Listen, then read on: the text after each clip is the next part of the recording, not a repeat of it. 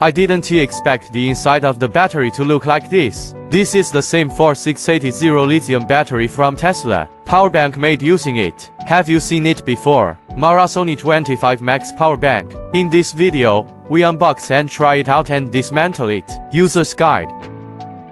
Power bank capacity 25,000 mAh.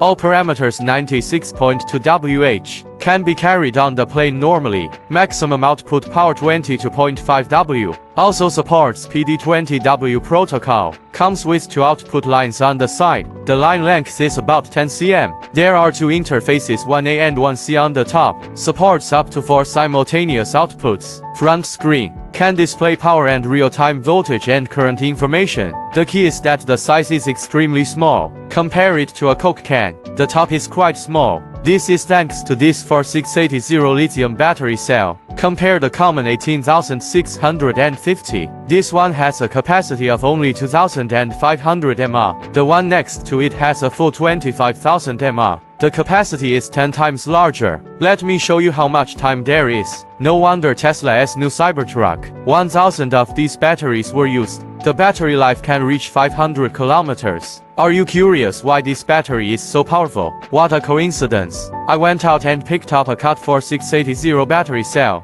Just take it apart and take a look. Please don't imitate. This is the negative terminal of the battery tab. The material is copper. I counted probably more than 200. Here is the battery tab for the positive terminal. The material is aluminum. There are also more than 200. This is the unique full pole design of the 4680 battery cell. You need to know, there are only 2 tabs inside the ordinary 18650 battery cell. These pole ears, inside the battery, it acts as a bridge for electrons to pass through. It must be that the more bridges there are, the smoother the current will be. Therefore, the 4680 battery cell not only has small internal resistance, but also generates low heat. The most important thing is that the capacity is large. Then remove the steel shell. It also feels particularly thick in hand. The actual measured thickness reaches 0.62 mm. Due to volume limitations of ordinary 0.62 batteries, the thickness of the steel shell is only 0.2 m.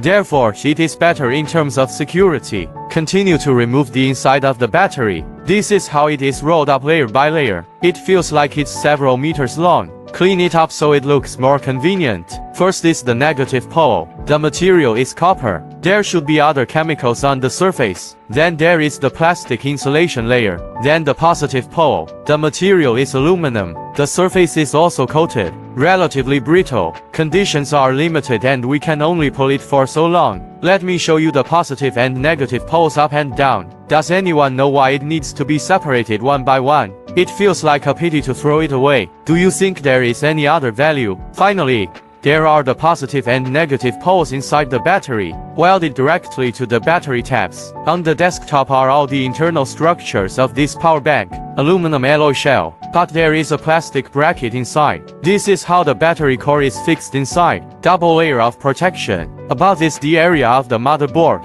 There's quite a lot of space. It feels like the volume can be further reduced in height. Then look at the motherboard. 2 USB sockets. Boost inductor. Here are 3 MOS tubes. There are 2 sets of output interfaces next to it. Used to solder the USB-C charging cable that comes with it. Below here is a light-colored temperature probe. A digital tube driver chip on the back of the motherboard. Drive the digital tube display above. Next to it is a Jerome power bank dedicated chip. Support 5-port multi-protocol two-way fast charging. The model is SW6208. Through query, you can see the parameter information of this chip. There are also many supported protocols. At the bottom is a lithium battery charging protection chip, model XB8886. These 2 are the connection contacts of the lithium battery. Finally, it is above the lithium battery, and the protection of Highland barley paper. The power cord is welded directly to the nickel sheet, fixed on the lead corners of the battery by laser welding. This welding method has better performance than spot welding. At the end of the video, I briefly summarized this power bank. Both the internal workmanship and safety are pretty good. After all, it uses car-grade batteries.